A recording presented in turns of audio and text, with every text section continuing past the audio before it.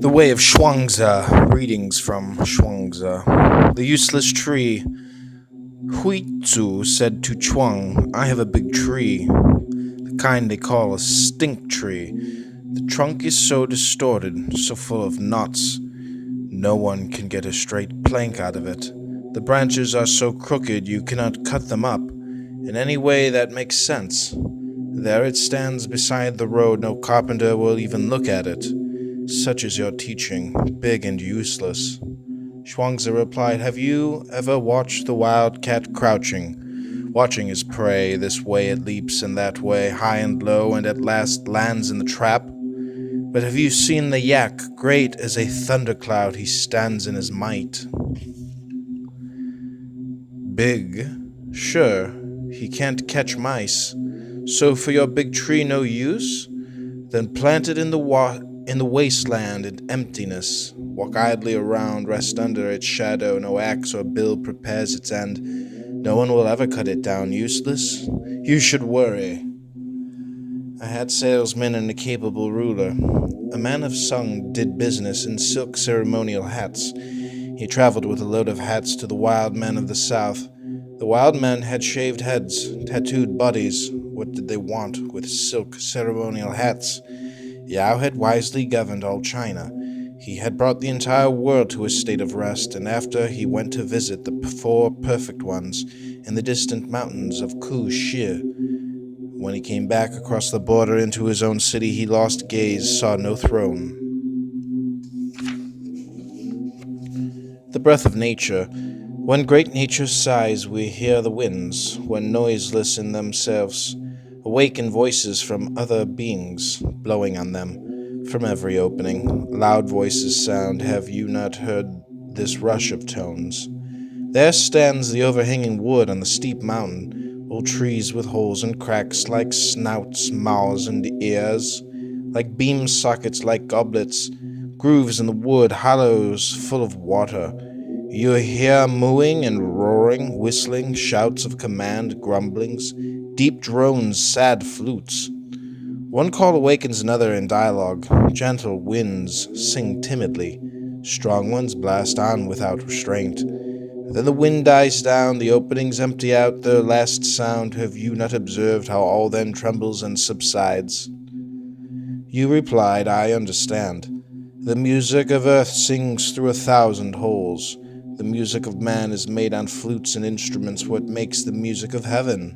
Master Kai said, "Something is blowing in 1,000 different holes. Some power stands behind all this and makes the sounds die down. What is this power?"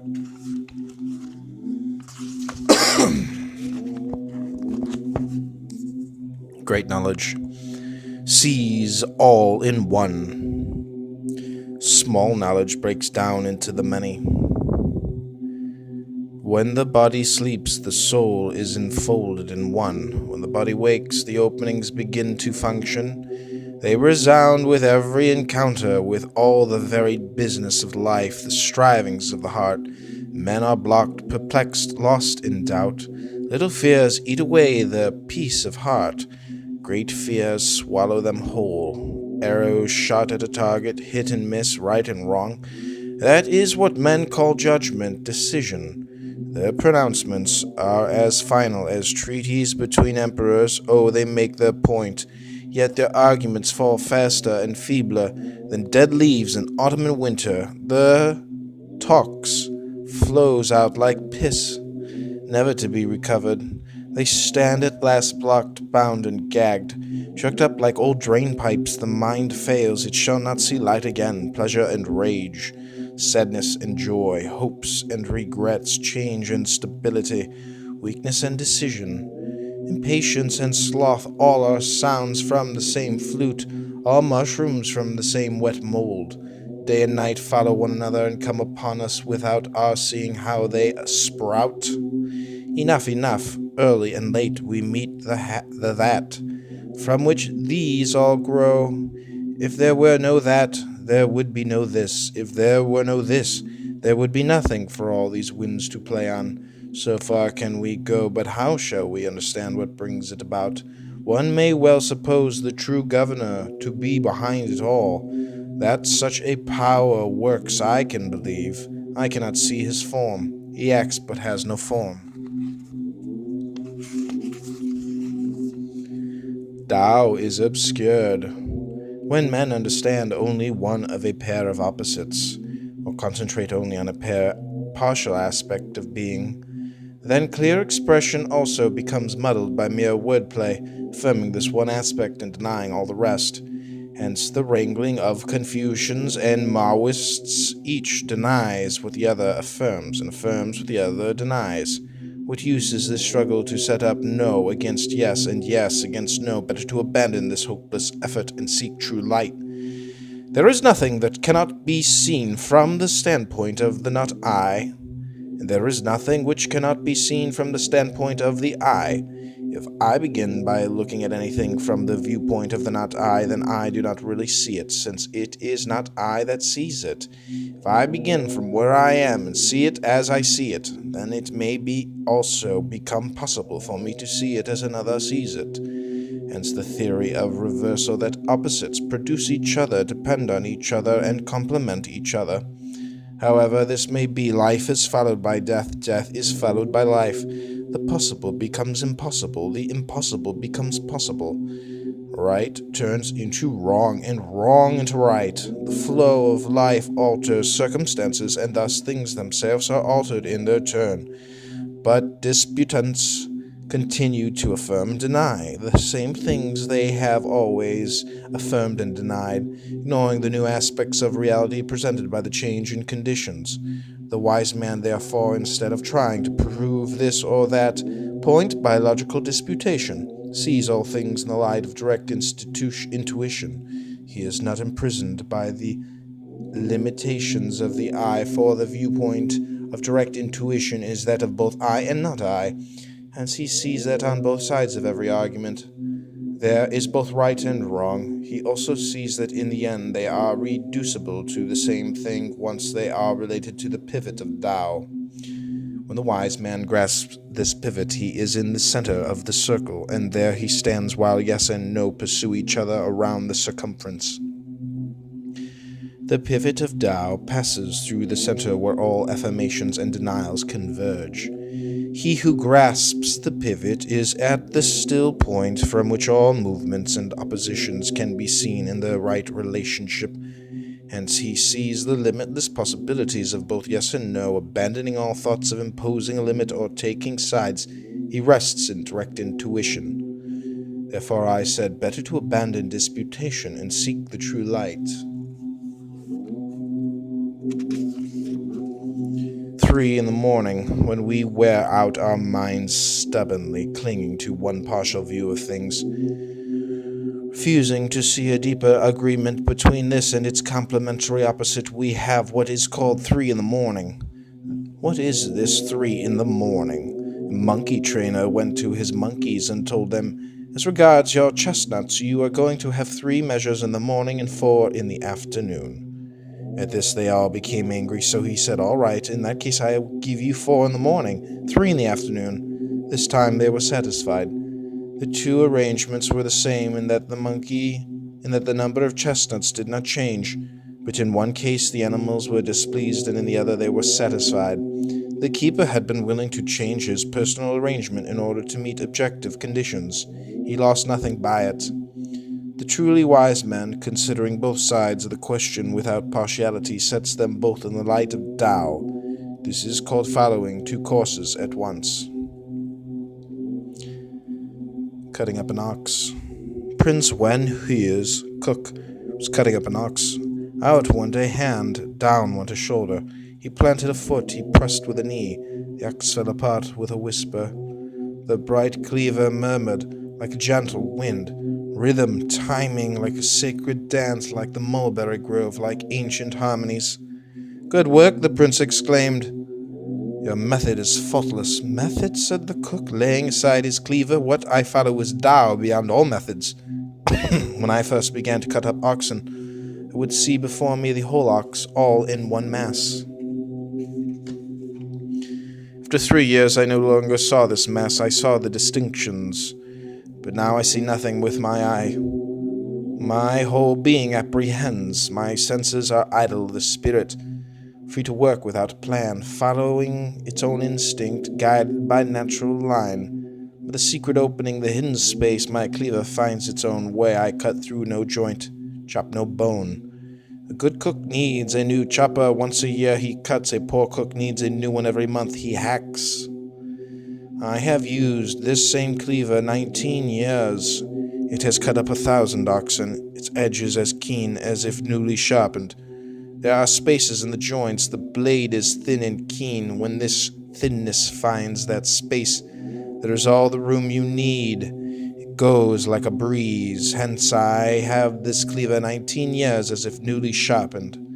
True, there are sometimes tough joints. Feel them coming. I slow down. I watch closely. Hold back. Barely move the blade. And whump. The pot falls away, landing like a clod of earth. Then I withdraw the blade, I stand still, then let the joy of the work sink in. I clean the blade and put it away. Prince Wan Huai said, "This is it. My cook has shown me how I ought to live my own life." The Man with One Foot and the Marsh Pheasant. Kong Wen Xin saw a maimed official who left foot had been cut off. Penalty in the political game. Kind of man, he cried, is this one-footed oddity? How did he get that way? Shall we say man did this or heaven? Heaven, he said, this comes from heaven, not from man. When heaven gave this man life, it willed he should stand out from others and sent him into politics to get himself distinguished. See, 1 foot. This man is different. The little marsh pheasant must hop 10 times to get a bite of grain. She must run 100 steps before she takes a sip of water, yet she does not ask to be kept in a hen run. Though she might have all she desired set before her, she would rather run and seek her own little living uncaged. The fasting of the heart. Yan Huai, the favorite disciple of Confucius, came to take leave of his master. "Where are you going?" asked Confucius. "I am going to Wei." "And what for?" "I have heard that the Prince of Wei is a lusty, full-blooded fellow and is entirely self-willed. He takes no care of his people and refuses to see any fault in himself. He pays no attention to the fact that his subjects are dying right and left. Corpses lie all over the country like hay in a field. The people are desperate, but I have heard you, master, say that one should leave the state that is well-governed and go to one which is in disorder. At the door of the physician there are plenty of sick people. I want to take this opportunity to put into practice what I have learned from you and see if I can bring about some improvement in conditions there." "Alas," said Confucius, "you do not realize what you are doing. You will bring disaster upon yourself. Tao has no need of your eagerness, and you will only waste your energy in your misguided efforts. Wasting your energy, you will become confused and then anxious. Once anxious, you will no longer be able to help yourself. The sages of old first sought Tao in themselves, then looked to see if there was anything in others that corresponded with Tao as they knew it.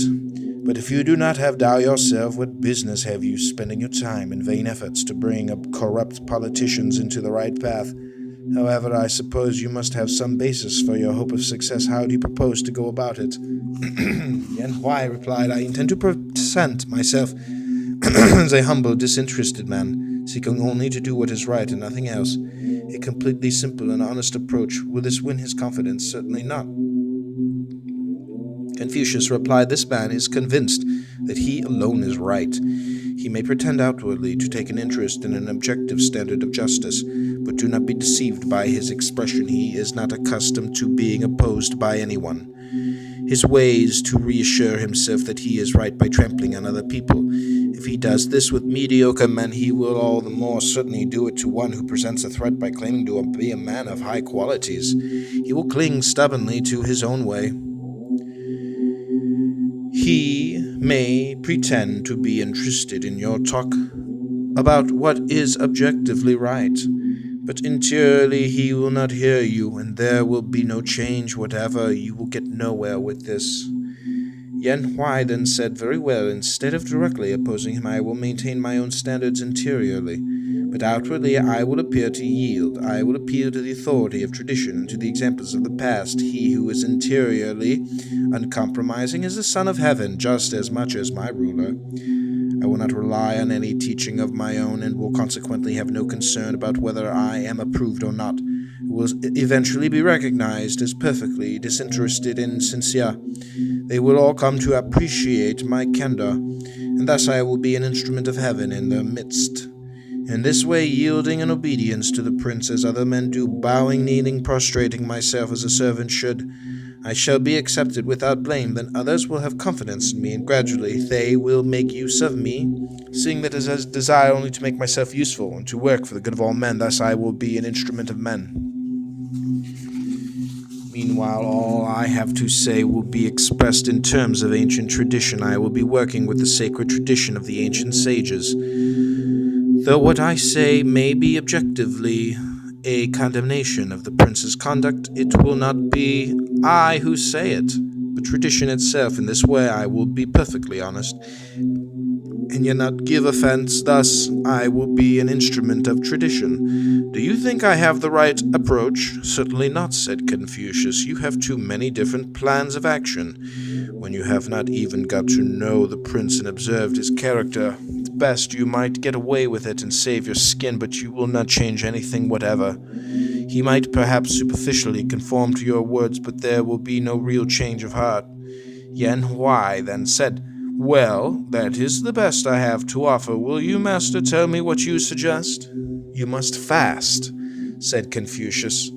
"Do you know what I mean by fasting?" "It is not easy, but easy ways do not come from God." "Oh," said Yan Huai, "I am used to fasting. At home we were poor. We went for months without wine or meat. That is fasting, is it not?" "Well, you can call it observing a fast if you like," said Confucius, "but it is not the fasting of the heart." "Tell me," said Yan Huai, "what is fasting of the heart?" Confucius replied, "The goal of fasting is inner unity. This means hearing, but not with the ear, hearing, but not with the understanding, hearing with the spirit, with your whole being. The hearing that is only in the ears is one thing, the hearing of the understanding is another. But the hearing of the spirit is not limited to any one faculty, to the ear or to the mind. Hence it demands the emptiness of all the faculties, and when the faculties are empty, then the whole being listens. There is then a direct grasp of what is right there before you that can never be heard with the ear or understood with the mind. Fasting of the heart empties the faculties, frees you from limitation and from preoccupation. Fasting of the heart begets unity and freedom. "I see," said Yan Huai. "What was standing in my way was my own self-awareness. If I can begin this fasting of the heart, self-awareness will vanish. Then I will be free from limitation and preoccupation." "Is that what you mean?" "Yes," said Confucius, "that's it. If you can do this, you will be able to go among men in their world without upsetting them. You will not enter into conflict with their ideal image of themselves. If they will listen, sing them a song. If not, keep silent. Do not try to break down their door. Don't try out new medicines on them. Just be there among them, because there is nothing else for you to be but one of them. Then you may have success. It is easy to stand still and leave no trace, but it is hard to walk without touching the ground. If you follow human methods, you can get away with deception. In the way of Tao, no deception is possible. You know that one can fly with wings. You have not yet learned about flying without wings. You are familiar with the wisdom of those who know, but you have not yet learned the wisdom of those who know not. Look at this window. It is nothing but a hole in the wall, but because of it, the whole room is full of light. So when the faculties are empty, the heart is full of light. Being full of light, it becomes an influence by which others are secretly transformed."